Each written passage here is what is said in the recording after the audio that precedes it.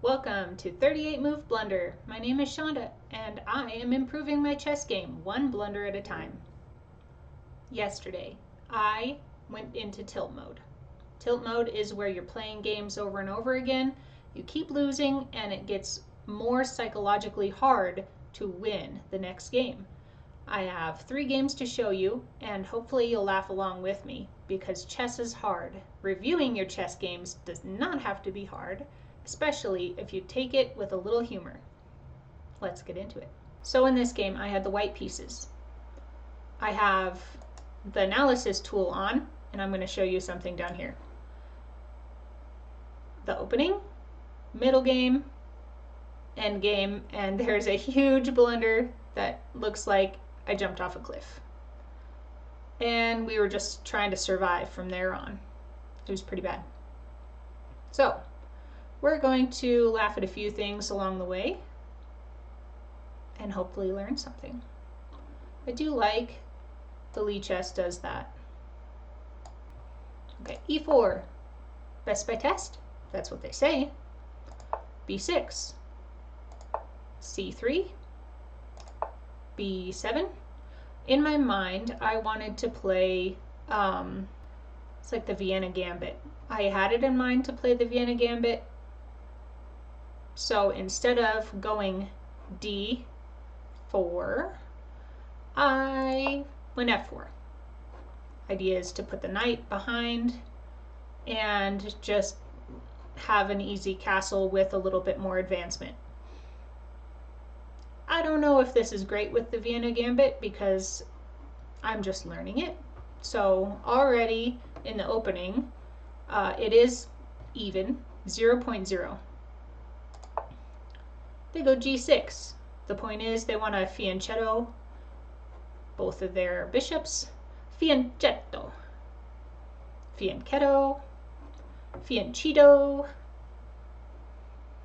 I get my knight where I wanted to put it in the first place. They get their bishop out. I get my bishop out. In e6. That was a little weird by them, but they don't want me to push on into their position, so I went ahead and castled. It's dead even right now. Apparently this is a good way to play. d6. They have an inaccuracy, and knight e7 was best. Now I should go d4, which I do. I have a 1.3 advantage here. There's nothing there to make a joke about. Pretty solid. d7. Now already a great chess player would take advantage of all of this setup. Me on the other hand, I'm not entirely sure, so I'm just gonna go f5. It actually was the best move. Okay. E takes f5, e takes f5. I like this. That was my plan all along, is to open up this file. The king's in the center, so open it up.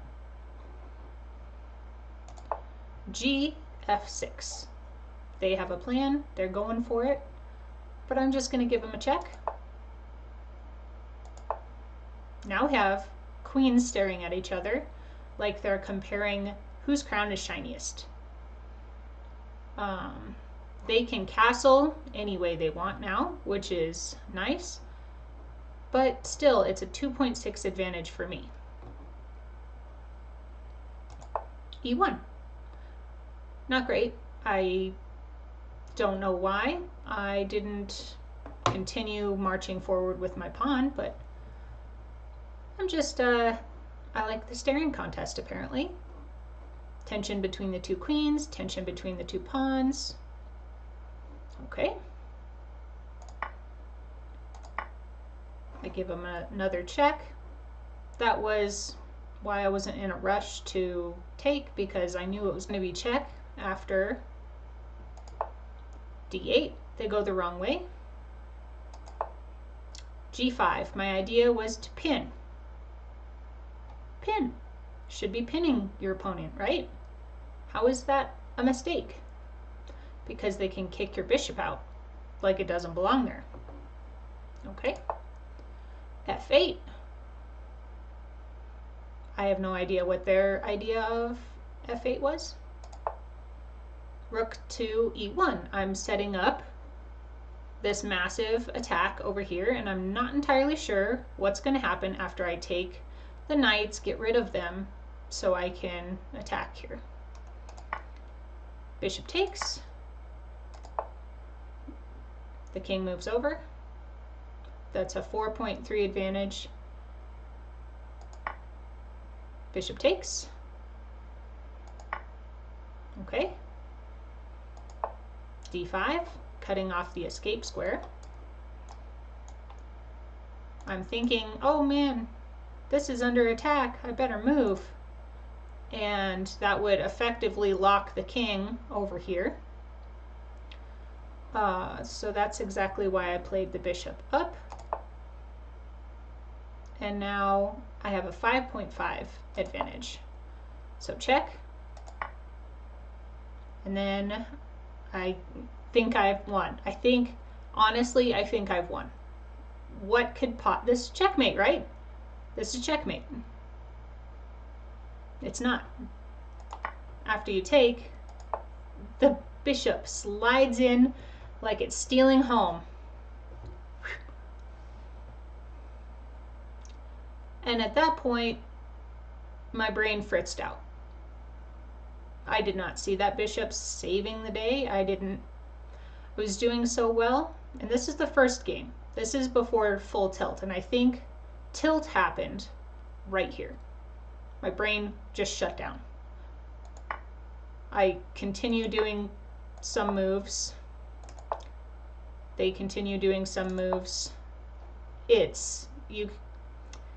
There's a bunch of mistakes that happen. And here is the fateful move that throws us off the cliff. Do I see the bishop is about to get executed by a knight? Nope. I blunder a pawn move forward because I have no idea what else to do. And the knight tramples the bishop like it's auditioning for Cirque du Soleil. Just hops right in there. Ta-da! And my brain shuts off. I'm in survival mode, complete survival mode. I know that I'm down material. My attack has completely fizzled out and I lost a bishop. So I do keep the pin up here for as long as I can because that's keeping some pieces trapped. I get checked. My knight comes up, eyeing a little bit more juicy squares, but nothing much happens for here for like 30 moves. We just make moves and they're okay moves. Just moving the pieces around.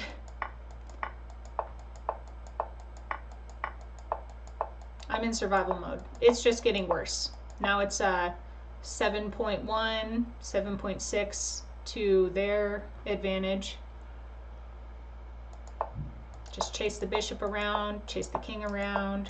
I have no other options. And here, inaccuracy, I was supposed to chase the bishop around some more. Who knew? Chase the bishop, chase the king. And there's about 30 more moves where we do a whole lot of nothing. I trade off the rooks, yeah.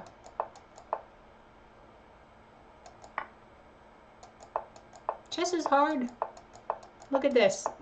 They're just making me dance around. I know I could take it, but I know mate was coming. And what really gets me is the people that have mate and 4 but make you dance all over. And now, checkmate. So that was the first game. Not too bad. It was great until my attack fizzled out, and then it was okay until I lost the bishop. Anyone else have complete brain shutdown when your plans don't work out in chess? I'm starting a self-help group. This is me. I have a problem. Anybody have any ideas on how to fix this problem? Okay, next game. For this next game, I have the black pieces. I had one blunder that threw off my whole game last game. I have 2 blunders coming up in this game. The analysis says that in the opening we were okay, and then white had a big advantage. Move 7, I'm almost lost. Middle game here, I gain a huge advantage 2 different times. They blundered twice in a row and I did not spot it. And then they managed to get a huge advantage here in the endgame.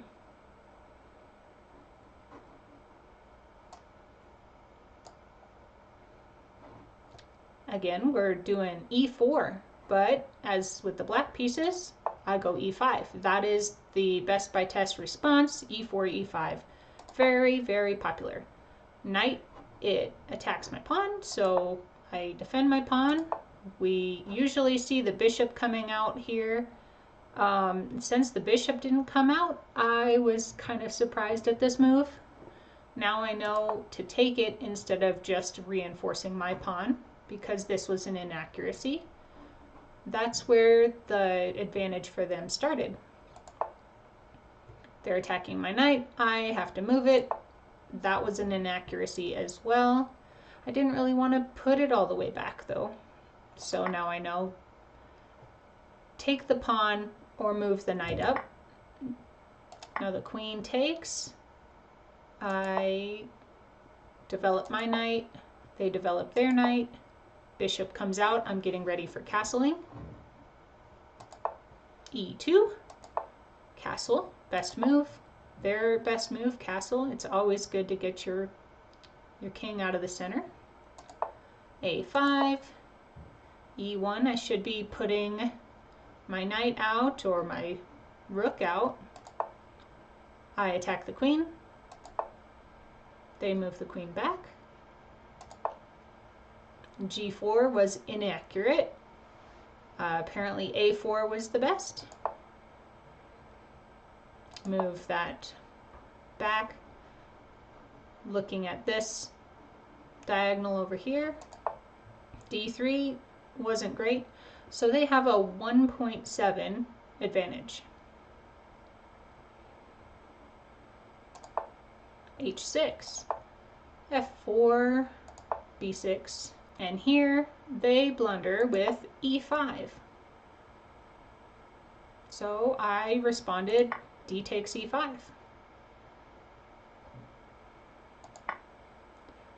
They went ahead and took that, which is a blunder because why? Okay, I have a 4.4 advantage. Apparently there's some way to... Is the queen trapped? It's, oh, I see what it is. It's a revealed attack on the king. If I find C4. Now I was in the military for a while, and C4 is kind of a funny move for me to think about, is just because C4 is an explosive. So had I played C4, it would have won the queen because it would be a revealed attack on the king. Now we know. I blunder. I don't see C4. I don't see the revealed attack. That was my first blunder of the game, but it was the biggest swing. That's from negative 4.4 for me to 2.3. That's almost 7 points of material blown because I don't see the revealed attack winning the queen. Bummer! I missed winning the queen. Okay, now the queen's under attack. The best move was actually to play c4 again. Do a queen trade of sorts. They get their rook down, which is a mistake, it says. I blunder again because c4 again was the best, and I also hang a rook. So blunder number 2, and we're just going downhill from here. This is not great.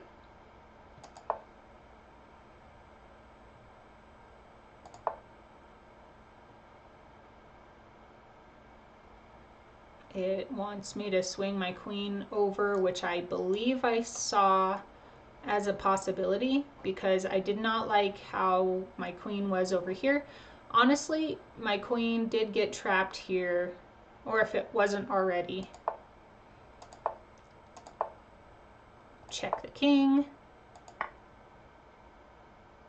That could have been taken for free. That was. They come down. They're getting a nice attack on.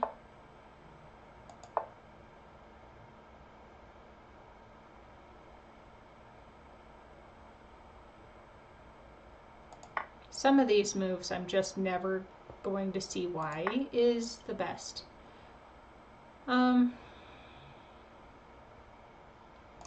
C3 says checkmate is now unavoidable. B, F5. Bishop F5 was best. So had I played that, it's still checkmate in 8. So I think they were lying.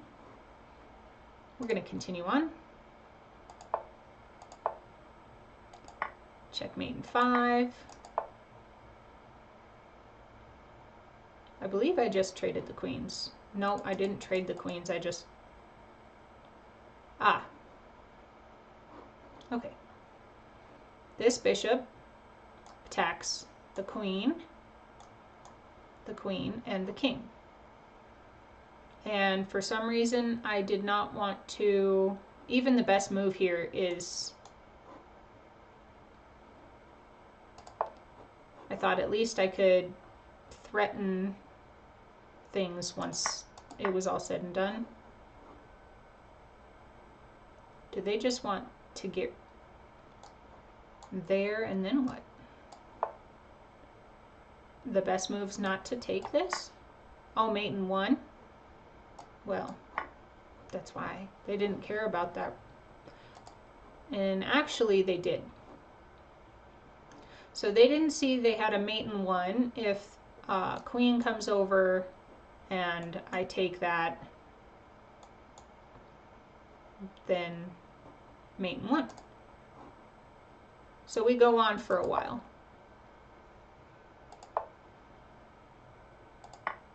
I take and checkmate. So they could have done that already.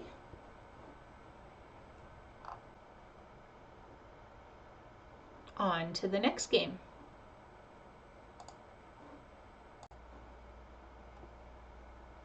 This last game is an absolute roller coaster. I had 9 blunders, they had 6 blunders. It was up and down. I'm winning, he's winning, I'm winning, they're winning.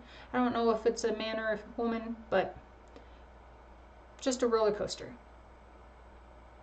I was sure that I had it in the end, but that was where most of the blunders were happening. We managed to get both our rooks on each other's 2nd and 7th ranks. Absolute chaos. Like, this is the purest beginner tilt that you could ever see. Blunders galore. Ready for the roller coaster. First off, we are going to go e4 again. I believe they have the white pieces. I have the black pieces. e4. Let's look at, actually first, this is the roller coaster here. They get an advantage, they lose some, they get it back, they lose a lot. I keep it for a little bit and blunder it back to even, then blunder it back up. Absolute decimation here in the late game, but absolutely crazy. Right around here, I believe I offered a draw. That was refused. It did seem very, very draw, but I could not keep, yeah, I couldn't keep that stable. So after I offered the draw, it continued, I made a blunder, and it just kept getting worse. So good on them not accepting the draw. e4, e5, f3, c6. We did this the last game. You see the bishop, big arrow coming out. They actually put the bishop out. So I'm like, all right, I know kind of what to do here. Put my bishop out just in case they go for any fried liver. If I had put my knight instead of my bishop, they could go for something called the fried liver. Devastating to a beginner. Absolutely devastating. Instead, I did a kind of anti-fried liver, and all of my moves here, h6 was also anti-fried liver, just disallowing this knight to ever get there. It is a mistake because it hinders your development. It's a I'm scared kind of move, and I believe that with my bishop here, I should have been more confident in the Traxler counterattack. That's what it's called. The anti-fried liver. If you put your bishop out and you just allow them to come in, you can check the king out into the open and either checkmate or win the queen. I was definitely not confident in my Traxler knowledge because it's pretty sharp. It can go either way. You're like walking on a tightrope. And this game was definitely felt like a tightrope. d4. Best is to take here. I didn't see that. They castle. I go f6. e1 is an inaccuracy. Bishop d5 was best. That's interesting. I take here, which now is a blunder because you allow this fork with a pawn. And I don't believe they find it yet. They take back, which is a blunder because e5 would have gone for the fork. I castle, which re-allows the fork. They find it. And I'm in such tilt mode. I had lost the previous 2 games. I don't know how this could possibly. I find the best move, which is attacking a higher value piece with a lower value piece. So they have to deal with this. Actually, I thought they had to deal with that. Apparently you could just take and open up the king, probably. So d2, they get in the way. I figure pure trade is the best.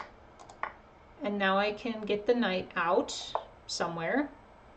And I was actually looking at this square to trade off the guard of the king over here. I kind of liked these ideas over this way once this knight was traded off. So green arrows. That was the plan. Instead, they actually blunder it back almost to equal. So close to equal. 0.5. is so very close. But I go for my plan. What's wrong with my plan? It's a perfect plan. Trade off the knights, get the pieces in, but apparently once the queen is attacked, if you had moved it up here, probably you get it trapped or attacked even more. Let's see. Oh yeah. So if I don't take, if I move away, oh, not that way. Let's go back. Okay, can't go there. Can't go here, can't go there. This would be a reveal. So let's say if you went to the only safe square, then you get attacked by a pawn. You retreat, you get pinned to the king, and that's bad. That's why the queen doesn't belong over there, apparently. Let's go back. F3.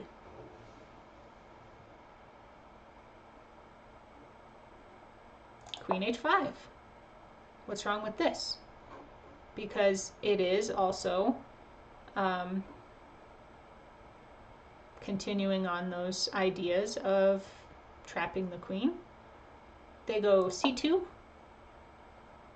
D5 was not played because all the interest is over here on this side of the board. Why worry about that side? Why push a pawn in the middle? Although I'm not entirely sure why they wanted their bishop. Actually, no. I know exactly why, and I saw why. Because they're setting up the battery to do the easy checkmate. So I saw it. I went D6. They went D3. F5 was apparently a blunder because it's going to happen anyway. It's just also losing material. Okay. That's exactly what happened in the game. Instead, I needed to go G6, just stopping this idea. But I blundered the bishop. The bishop had to die in that position. I guess I just felt bad for them not winning yet, so I gave them more material. I don't know. That's the only thing I can think of. Instead, I definitely gave the bishop away, and then normal kind of regular moves. We don't do anything interesting for a while. And now another inaccuracy. Instead of attacking the knight, I should have went one step further and attacked the rook. But I like the horsey. I see the horsey. I want to go pet the horsey. Okay. They move their knight away. I take, which allows them to take. I get my rook over because I like this idea. I've got eyes on, and so do they.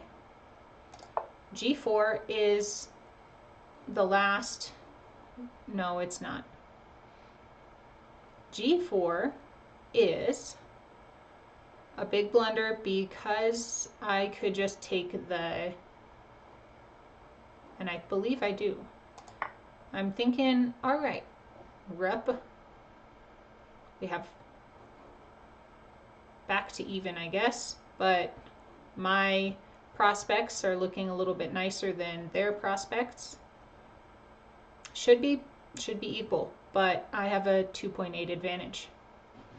I was thinking it was equal. Honestly, I thought, all right, we're back to normal. We have 2 rooks, and we have the same amount of pawns. Oh no, I have 1 more pawn. equal, right? They play c4. And my advantage jumps to 4.0. I give a check. That was the idea there, but I wasn't seeing where the king could actually move to. So as a beginner, chess is hard because you need to think for yourself and you need to think for your opponent. What is your opponent actually going to do after you get your move through? So, their best response is coming down to attack the rook. I was gonna play here, but now I have to get my rook out of danger. So get the rook out of danger. Rook e2 was the best for them. It has a lot of ideas actually. Rook here, rook here, rook. Instead, they jumped over, eyeing this pawn that did not have anybody looking after it. And all right, I can't explain this next move to you at all. I go c1.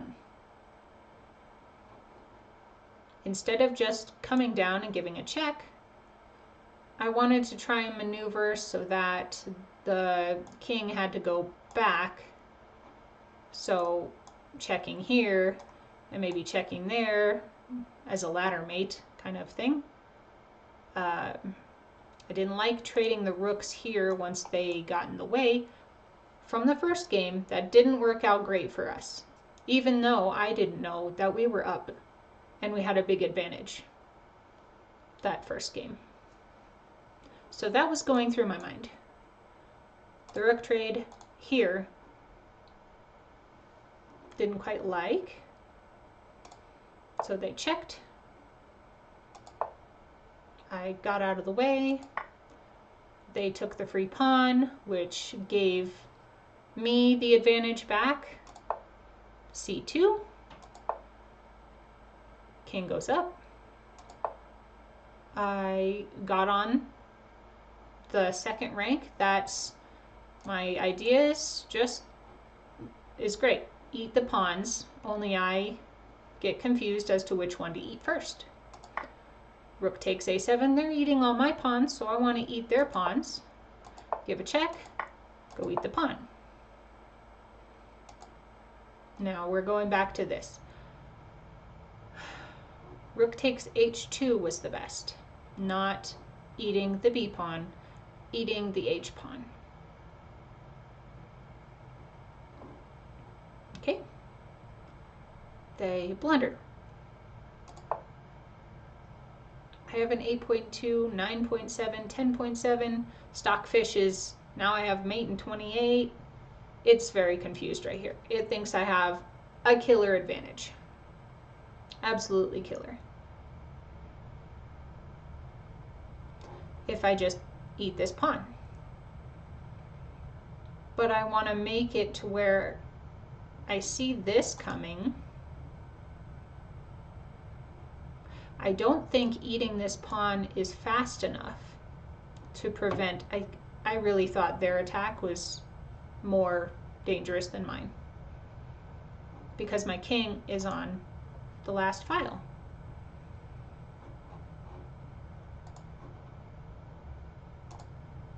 I blunder. I take that pawn. Now it's even. They take the pawn, giving me a check. I move. Was down the correct? I think so. Yeah, so moving down was okay.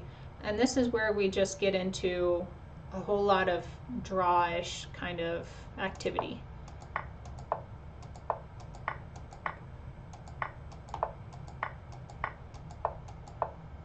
And I believe I offer a draw I wish it would tell you. Until the fateful rook c1.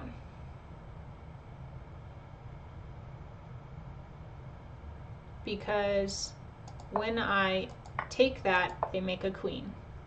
And now they're super up. I really didn't think this was that bad. But a queen can move in more ways than a rook can. So it's probably better to go over to eat that pawn that was gonna queen. We'll know for next time. And now there's a whole lot of just shuffling around. They have the advantage, but they don't know what to do with it. Till I blunder. And this is a blunder because the king can walk over. I believe either way would have worked. And I moved my king down back to blundering instead of having a huge advantage here. A mate in 24, they blunder.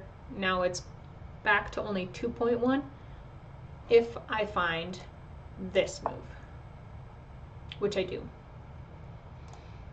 And then they move down. I do the best move to not lose here, and now I needed to attack the queen. I didn't. I moved over, getting in the way, moved up, here. They take the pawn. I give a check. I needed to go way over, and I did not. They gave a check. They gave a check. Honestly,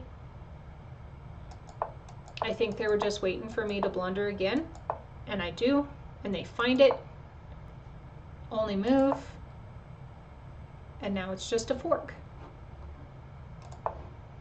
You're forking the king and the rook. The king can't step over to save, and you lose your rook.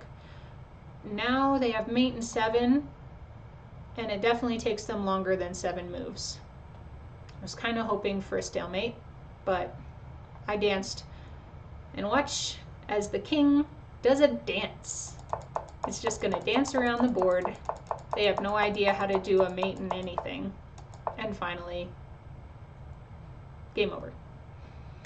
I closed this game down and said to myself, you're in tilt, step away, play a different game, play Sudoku, play Merge Dragons, play anything. Come back to it later with a fresh start. So here we are. Hopefully some of this made you laugh or reflect on your own games. Trust me when I say it is just a game, and learning from your mistakes is the best thing you can do. Don't think about these too hard. It's very easy to get in tilt mode.